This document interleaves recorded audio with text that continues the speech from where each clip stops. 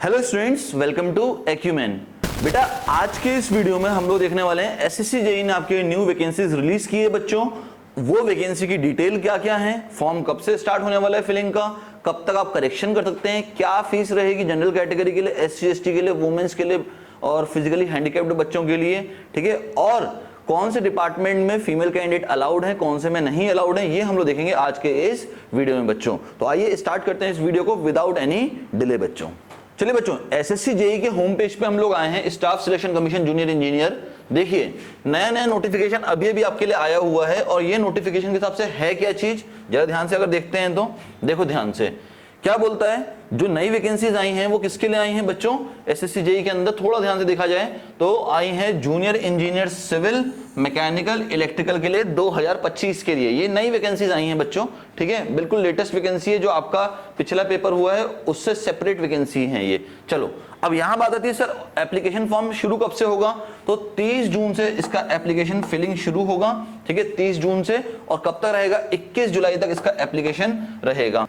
इसका मतलब ये ऑलरेडी स्टार्ट हो चुका है फिल होना, ठीक है। तो 30 जून 2025 से ये स्टार्ट हुआ है, 21 जुलाई तक का है, मतलब अभी भी हमारे पास डेडलाइन है। क्योंकि आज अगर हम लोग देखें तो हम लोग जब आज के इस वीडियो को देख रहे हैं तो आज हमारी तारीख है कितनी, 5 जुलाई है, ठीक है। अभी भी हमारे पास टाइम है, सफिशिएंट टाइम है हमारे पास, किसके लिए, फॉर्म फिलिंग के लिए। चलिए बात करते हैं कि सर मान लीजिए अगर हमने सब कुछ फिल कर दिया तो लास्ट डेट कब तक हम लोग इसको सबमिट कर सकते हैं, 21 जुलाई को रात में 11 बजे तक। पर लास्ट टाइम का वेट मत करना, एकदम लास्ट आवर का वेट मत करना। क्यों बच्चों, क्योंकि अगर लास्ट आवर में मान लो कुछ भी सर्वर इशू हुआ तो आपका फॉर्म फिल नहीं हो पाएगा और इस साल का आपका पेपर रह जाएगा एसएससी जेईई का, ठीक है। अब आते हैं थोड़ी सी और बातें करने कि last date and time for making online fee payment, कब तक आप ऑनलाइन फीस कर सकते हो। मतलब फॉर्म तो यहाँ पे भर दिया पर उसके बाद हमें फीस भी पे करनी पड़ेगी। अब अगर फीस पे करनी है तो लास्ट डेट क्या है, तो 22 जुलाई लास्ट डेट है बच्चों, 11 बजे तक रात में, ठीक है। 22 जुलाई रात में 11 बजे तक की इसकी लास्ट डेट है। अब मान लो अगर आपने भर दिया भैया फॉर्म और कुछ करेक्शन आ गया, मतलब कुछ आपने गलत भर दिया, एग्जांपल तौर पे आपने अपना डिप्लोमा की डिटेल गलत डाल दी, आपने अपनी डेट ऑफ बर्थ गलत डाल दी, आपने कई बार होता है कि बच्चा अपना मेल फीमेल में से गलत डाल देता है, ठीक है। कई बार होता है भैया कि कुछ ना कुछ बेसिक, पापा का नाम गलत हो गया, मम्मी का नाम गलत हो गया, कुछ ना कुछ गलती कर जाओगे, ठीक है। अगर वो गलती कर गए हो तो उसके लिए आपको इन्होंने विंडो दी हुई है for online application form correction and online payment of correction charges, ठीक है। कितना है भैया, 1 अगस्त से लेके 2 अगस्त तक एक ही दिन का समय दिया है, एक या मोर प्रिसाइजली 2 दिन का समय दिया है। 1 अगस्त और 2 अगस्त का समय दिया है, 2 दिन का। और 2 अगस्त को भी ये सिर्फ 11 बजे तक अलाउड है बच्चों आपके लिए, ठीक है, सिर्फ 11 बजे तक। नाउ बात करते हैं सर पेपर होगा कब, पेपर कब होगा। तो अगर पेपर की बात की जाए बच्चों, देखो टेंटेटिव शेड्यूल है। टेंटेटिव क्यों बोलते हैं, क्योंकि एसएससी जेईई का एक इतिहास रहा है कि ये अपने डेट्स को आगे करता ही करता है, 100% करता है आगे, ठीक है। इसीलिए हमेशा टेंटेटिव डेट दी जाती है कि भैया हो सकता है कि इस डेट पे हो। तो टेंटेटिव डेट के साथ अगर देखें हम लोग तो CBT computer based test paper 1, हमारा पेपर 1 कब होने वाला है, तो पेपर 1 होने वाला है बच्चों 27 से 31 अक्टूबर 2025 के बीच में, ठीक है। अब अगर आप गिनो तो अभी चल रहा है जुलाई, अगस्त, सितंबर, अक्टूबर, 3 महीने हैं आपके पास, मात्र 3 मंथ्स हैं यहां से आपके पास जब आपका ये पेपर हो जाएगा, 3 मंथ्स, दैट्स इट, ठीक है। एज पर दी टेंटेटिव शेड्यूल की बात कर रहा हूं मैं। अच्छा पेपर 2 का क्या है सर, पेपर 2 अगर हमने पेपर 1 क्लियर कर लिया तो पेपर 2 के लिए क्या कहानी है, तो पेपर 2 आपका होगा जनवरी फेब के बीच में 2026 है। मतलब यहां पे हमारे पास फिर टाइम होगा 3 महीने का, कहां से, पेपर 1 से। पेपर 1 से हमारे पास फिर से 3 मंथ्स का टाइम होगा हमारे पेपर 2 के लिए। तो देखो ड्यूरेशन ज्यादा नहीं दे रहा है, 3-3 महीने का ड्यूरेशन दे रहा है। तो इसीलिए हमेशा कहा जाता है स्टार्टिंग से प्रैक्टिस शुरू कर दिया करो, अपनी तैयारी शुरू कर दिया करो, ठीक है। कोई अगर आपको किसी भी चीज की क्वेरी है तो टोल फ्री नंबर इनने यहाँ पे मेंशन किया हुआ है, ये चीज नया किया हुआ है एसएससी जेईई ने। अब आते हैं कुछ बातें करने, कौन कौन सी पोस्ट आई हैं, तो देखो जरा ध्यान से। बीआरओ हर बार आता है, बॉर्डर रोड ऑर्गेनाइजेशन आपका हर बार आता है, ठीक है। यहाँ पे सिविल के लिए भी वैकेंसी आई है और मैकेनिकल के लिए भी वैकेंसी आई है। अच्छा इसमें एक खास चीज क्या होती है, यहाँ पे फीमेल कैंडिडेट अलाउड नहीं है। अगर हम बीआरओ की बात कर रहे हैं बॉर्डर रोड ऑर्गेनाइजेशन की, तो यहाँ पे फीमेल कैंडिडेट अलाउड नहीं है बच्चों, यहाँ पे सिर्फ मेल कैंडिडेट अलाउड है। आगे लिखा हुआ है, बता भी दूंगा आगे आपको, ठीक है। नेक्स्ट फिर आगे आपका ब्रह्मपुत्रा बोर्ड, ठीक है, मिनिस्ट्री ऑफ जल शक्ति, सिविल भी चाहिए, ठीक है। सेंट्रल वाटर कमीशन में मैकेनिकल सिविल दोनों चाहिए, ठीक है। फिर पीडब्ल्यूडी में, सीपीडब्ल्यूडी में आपका इलेक्ट्रिकल और सिविल दोनों चाहिए भैया। फिर central water and power research station में इलेक्ट्रिकल एंड सिविल दोनों चाहिए, ठीक है। फिर आपका नेवल मिनिस्ट्री ऑफ डिफेंस में मैकेनिकल और इलेक्ट्रिकल चाहिए, ठीक है। फरक्का बैराज में हमें इलेक्ट्रिकल एंड सिविल लगेगा वहां पे भी, ठीक है। एमईएस में सिविल और मैकेनिकल दोनों लगने वाले हैं बच्चों, ठीक है। एनटीआरओ में सिविल लगेगा हमारा, ठीक है। तो मैंने आपको ये बताया कौन कौन से डिपार्टमेंट में कौन कौन से ब्रांच की वैकेंसी आई हुई है, सिविल कहाँ है, मैकेनिकल कहाँ है, इलेक्ट्रिकल कहाँ है। और देखो तो मैक्सिमम वैकेंसी जो आई हैं वो किसकी लाई हैं, सिविल की लाई हैं। मैकेनिकल के लिए भी ठीक ठाक है, इलेक्ट्रिकल के लिए थोड़ी कम है, जो हर बार रहता है एज यूजुअल है, ठीक है। तो अब देखो जो इसने अब्रिविएशन यूज किए हैं वो मैंने आपको ऑलरेडी बता दिया है, बच्चों। आइए, अच्छा, मिनिमम रिक्वायरमेंट क्या है इस एग्जाम की, मिनिमम रिक्वायरमेंट क्या है, तो आपको ही पता है जूनियर इंजीनियर एग्जाम की मिनिमम रिक्वायरमेंट होती है डिप्लोमा, ठीक है। कम से कम डिप्लोमा कंप्लीट होना चाहिए। और जब मैं बोल रहा हूं कम से कम डिप्लोमा कंप्लीट होना चाहिए बच्चों, इसका मतलब ये नहीं है कि सिर्फ डिप्लोमा होल्डर इस फॉर्म को भर सकते हैं, डिग्री वाला बच्चा भी इस फॉर्म को भर सकता है, ठीक है। अगर आपका मिनिमम रिक्वायरमेंट डिप्लोमा आता है, इसका मतलब क्या है, डिप्लोमा वाला बच्चा तो भरेगा ही भरेगा, डिप्लोमा टू डिग्री वाला बच्चा भी भरेगा, और साथ में इनकी डिग्री कंप्लीट हो गई वो भी भर सकते हैं इनको, ठीक है। तो आप एक बार देख लीजिएगा पूरा डिटेल में, वैसे मैंने आपको बता दिया है, एग्जैक्टली यही होता है, ठीक है। अब वैकेंसीज आई कितनी, टेंटेटिव वैकेंसी है 1340, टेंटेटिव वैकेंसी आपकी 1340, ठीक है। अच्छा, इसकी डिटेल वाइज अभी आई है कि वैकेंसीज का, तो अभी उसका बाइफर्केशन नहीं है यहाँ पे इस वाले नोटिफिकेशन में, ठीक है। वो भी आपको बता दिया जाएगा एज पर दी, जैसे जैसे वैकेंसीज का और डिटेल आता जाएगा वैसे वैसे आपको बता दिया जाएगा, ठीक है। चलिए अब थोड़ा सा और देखा जाए इसमें, तो ये इंपॉर्टेंट है आप लोगों के लिए। कई बार क्या होता है ना, जैसे बच्चे हमारे यहाँ पे इंडिया में बच्चे नेपाल के, भूटान के पढ़ रहे होते हैं, तो उनको लगता है कि भैया उनका एसएससी जेईई में कोई भी रिक्रूटमेंट आ नहीं सकता। थोड़ा ध्यान से अगर आप देखो तो क्या लिखा हुआ है, a candidate must be either, ठीक है, a candidate must be either citizen of India, या तो इंडिया का सिटीजन हो, या तो सब्जेक्ट ऑफ नेपाल मतलब नेपाल का सिटीजन हो, या फिर सब्जेक्ट ऑफ भूटान, भूटान का हो। अगर कोई पर्सन इंडियन ओरिजिन का है जो माइग्रेट हुआ इन कंट्री से और अब इंटेंशनली परमानेंट सेटलिंग हो गई है कहां पे, इंडिया में, तो आप इस फॉर्म को भर सकते हैं बच्चों, ठीक है। चलिए बच्चों, तो अब देख लें थोड़ा सा एज रिलैक्सेशन के बारे में। तो अगर SC ST कैटेगरी है तो जो अपर ऊपर दी हुई थी हर वैकेंसीज के लिए, उसके ऊपर 5 साल का रिलैक्सेशन मिलेगा किसको, SC ST को।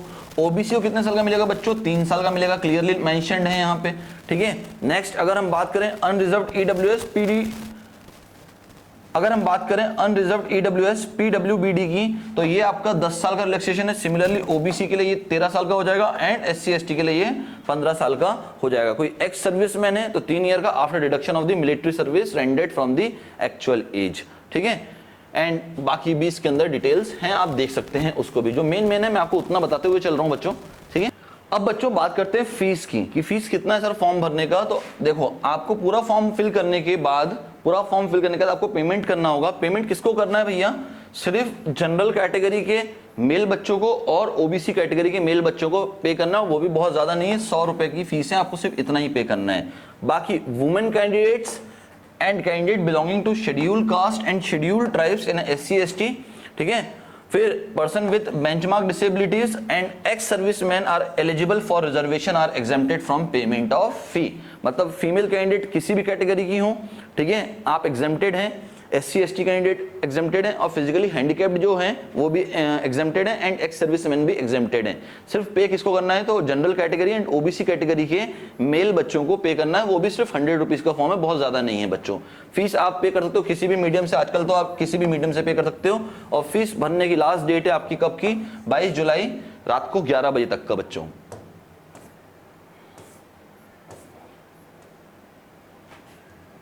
अब इनने रीजन वाइज बांटा हुआ है सेंटर्स को। सबसे पहला सेंट्रल रीजन बांटा हुआ है जहां पे ये सारे के सारे सेंटर्स हैं, एग्जामिनेशन सेंटर, जैसे भागलपुर हो गया, मुजफ्फरपुर हो गया, पटना, आगरा, बरेली, गोरखपुर, झांसी, कानपुर, लखनऊ, मेरठ, प्रयागराज, वाराणसी।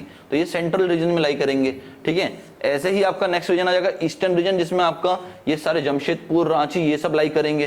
देन आ गया आपका कर्नाटका केरला रीजन, ठीक है, उसमें आपके ये बेंगलुरु, ठीक है, मंगलुरु, ये सब इसमें लाई करेंगे बच्चों। देन मध्य प्रदेश रीजन आ गया, ठीक है, यहाँ पे आपका भोपाल, ग्वालियर, जबलपुर, इंदौर, ये सारा का सारा मध्य प्रदेश रीजन में लाई करेगा। देन नॉर्थ ईस्टर्न रीजन आ गए, ठीक है, जैसे कि ईटानगर हो गया, गुवाहाटी हो गया, सिलचर हो गया, ठीक है, तेजपुर हो गया, इम्फाल हो गया, ये सब नॉर्थ ईस्टर्न रीजन में लाई करेंगे बच्चों, ठीक है। नॉर्दर्न रीजन में लाई करेगा दिल्ली, अजमेर, बीकानेर, जयपुर, जोधपुर, ठीक है। एंड नॉर्थ वेस्टर्न रीजन में हमारे लाई करेंगे चंडीगढ़, हमीरपुर, जम्मू, ठीक है, ये सब। एंड सदर्न रीजन में लाई करेंगे हमारे कौन कौन से, गुंटूर, ठीक है, कर्नूल, नेल्लोर, ठीक है, ये सब हमारे लाई करेंगे सदर्न रीजन में। एंड वेस्टर्न रीजन में लाई करेगा हमारा पणजी, अहमदाबाद, आणंद, गांधीनगर, महसाणा, राजकोट, सूरत, वडोदरा एंड रेस्ट। ठीक है, तो ये रीजन क्यों दिए गए, क्योंकि आपको जब आप फॉर्म भरेंगे ना तो आपको कम से कम 3 वहां पे 3 सेंटर कम से कम डालने ही पड़ेंगे, मिनिमम से मिनिमम आपको 3 डालने पड़ेंगे कि भाई पहला मैं अगर चाहता हूं मान लो भोपाल में देना है, दूसरा मुझे इंदौर देना है, तीसरा मुझे ग्वालियर देना है, या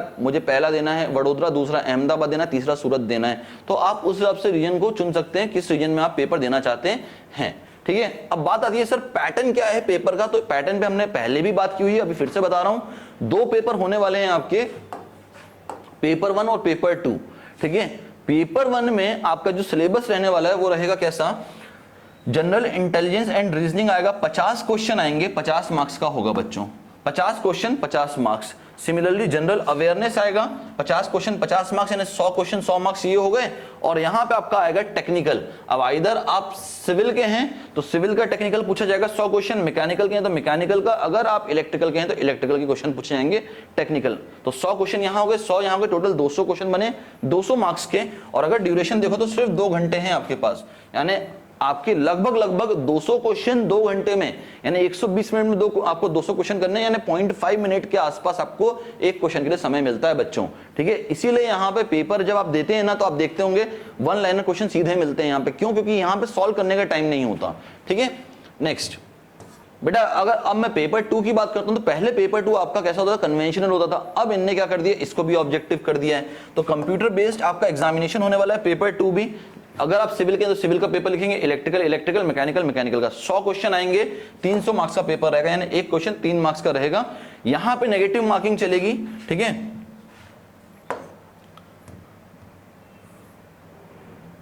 पेपर 1 में नेगेटिव मार्किंग चलती है बच्चों 0.25 की। ठीक है, यानी 1/4 चलती है, 1 नंबर का क्वेश्चन होगा तो 1/4 का नेगेटिव चलेगा, -0.25 चलेगा। यहां पे पेपर 2 में बात करूं तो 1 नंबर का नेगेटिव चलता है, -1 का नेगेटिव चलता है सीधा। ठीक है, तो ऑब्जेक्टिव क्वेश्चन तो है पर नेगेटिव मार्किंग भी साथ में लेके आया हुआ है वो, तो देख लो यहाँ पे लिखा भी हुआ है clearly, there will be a negative marking of 0.25 marks for each wrong answer in paper 1 and 1 mark for each wrong answer in paper 2। ठीक है, तो ये थोड़ा ध्यान में रखिएगा, जब आप पेपर देंगे तो थोड़ा ध्यान में रखिएगा बच्चों। ठीक है, नाउ बात कर लें सिलेबस की, तो देखो सिलेबस में आपका जनरल इंटेलिजेंस एंड रीजनिंग का पूरा सिलेबस यहां दिया हुआ है, ये रहा पूरा का पूरा जनरल इंटेलिजेंस एंड रीजनिंग का, जनरल अवेयरनेस का पूरा सिलेबस ये रहा बच्चों। ठीक है, सिमिलरली आप मूव करेंगे किसमें, सिविल में, तो सिविल का पोर्शन ज्यादा बड़ा होता नहीं है। ठीक है, देखने में छोटा दिखता है पर अगर पढ़ने जाओगे तो बहुत बड़ा सिलेबस हो जाएगा। तो सिविल का सिलेबस ये हो गया आपका, इलेक्ट्रिकल ये हो गया, एंड मैकेनिकल का सिलेबस बच्चों यहां हो गया आपका। ठीक है, नेक्स्ट पार्ट 2 में भी अगेन बात करें तो सिविल का सिलेबस इतना सारा है, देखो आप पार्ट 2 में। ठीक है, ये रहा एक ही करके पार्ट 2, मतलब पेपर 2 की बात हो रही है। ठीक है, तो इतना सारा सिलेबस है आपके पास, देखो इतना सारा सिलेबस है पेपर 2 के लिए। ठीक है, सिमिलरली इलेक्ट्रिकल वालों का भी सिलेबस काफी बड़ा है, देखो आप। ठीक है, देन आपको आ जाएगा मैकेनिकल का सिलेबस, तो मैकेनिकल का सिलेबस भी काफी बड़ा है एज पर दी सिलेबस। ओके, काफी बड़ा सिलेबस है। अब बात की जाए सर कोई मिनिमम यहाँ पे मार्क्स भी लेके आने के, तो इसने लिखा हुआ है पेपर 1 एंड पेपर 2 में आपको कम से कम इतना मिनिमम क्वालिफाइंग मार्क्स लाना ही पड़ेगा, नहीं तो आप एलिजिबल ही नहीं होंगे। एग्जाम्पल के तौर पे अनरिजर्व्ड कैटेगरी को दोनों पेपर में 30% मार्क्स लाने ही पड़ेंगे, 30% दोनों पेपर में। अगर ओबीसी ईडब्ल्यूएस है तो 25% एंड अदर कैटेगरी का बच्चा है तो 20% कम से कम लाने पड़ेंगे। ठीक है, थोड़ा याद रखिएगा इस चीज को, इंपॉर्टेंट है ये। तो बच्चों जो आपका एसएससी जेई का 2025 का नोटिफिकेशन आया था वो मैंने आपको पूरा बताया, डिटेल बाय डिटेल एक एक चीज बताई है। ठीक है, फॉर्म फिलिंग स्टार्ट हो गई है, फॉर्म फिल करना शुरू कर दीजिए, लास्ट डेट का इंतजार मत करिए। और बैचेस को अगर ज्वाइन करना है तो बैचेस हमारे स्टार्ट हो चुके हैं एसएससी जेई के। ठीक है, अगर आप बैच को ज्वाइन करना चाहते हैं तो मैंने गूगल फॉर्म की लिंक डाली हुई है डिस्क्रिप्शन में, साथ में यहाँ नंबर भी डिस्प्ले हो रहा है, आप इस पे भी कांटेक्ट कर सकते हैं बच्चों। तो एक ही चीज, तैयारी ढंग से करो यार। देखो एसएससी जेई हर बार वैकेंसी लेके आता है और सिविल के लिए सबसे ज्यादा वैकेंसी लेके आता है, मैकेनिकल इलेक्ट्रिकल के लिए भी लाता है पर थोड़ी कंपैरेटिवली कम लेके आता है, बट लाता तो है। ठीक है, जॉब भी बहुत अच्छी है, सैलरी भी काफी अच्छी है। ठीक है, और बाकी भी इसमें जो हमें फैसिलिटीज मिलेंगी, ठीक है, वो हमारे लिए बहुत सारे एडेड एडवांटेज होते हैं एसएससी जेई के अंदर। तो विदाउट डिले सीधा स्टार्ट करिए फॉर्म को फिल करना। मिलते हैं नेक्स्ट वीडियो में, till then bye bye everyone and thanks for your time students.